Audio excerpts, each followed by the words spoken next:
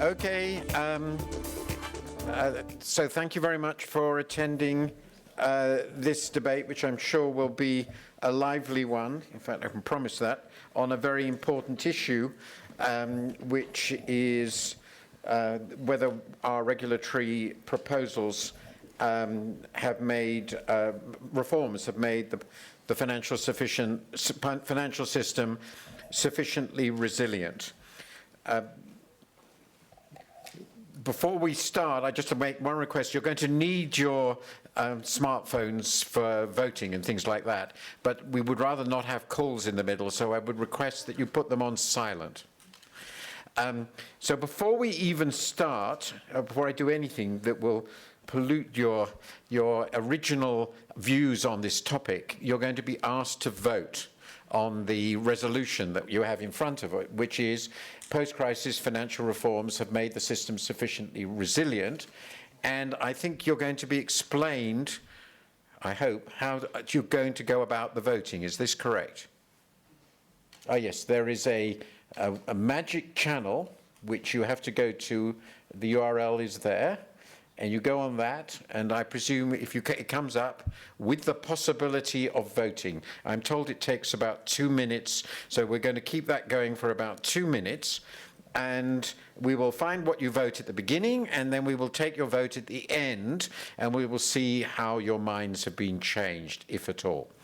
There has also been already a public vote on this, but in order not to influence you in any way, you will be told what the public vote's view on this was at the end. I should remind you that this is on the record, it's being webcast, so everything you say, if we come to it later, will be known by everybody. Now, secondly, I want to introduce the panel very quickly. I'll do it from person immediately to my left off to further to my left. So immediately to my left is Anat Admati, who is Professor of Finance and Economics at Stanford Graduate School of Business, and has written a wonderful book on this topic called, I think, The Banker's News Close? Yes. You will find out her position, if you don't know, as the debate proceeds. Next to her is Pietro Carlo Padoan, who is now Minister of Economics and Finance of Italy, and before that was at the OECD, I think that's correct, and whom I've known for many years. And next to him on his left, this is slightly Italian, isn't it? Well, that's not the worst thing, is Mr. Andrea Enria, who's Chairman of the European Banking Authority in London. And finally, to his left is Mr. Urs Rohner, who's Chairman of the Board of Directors, Credit Suisse Group in Switzerland. And I don't think, being here, I need to explain what that is.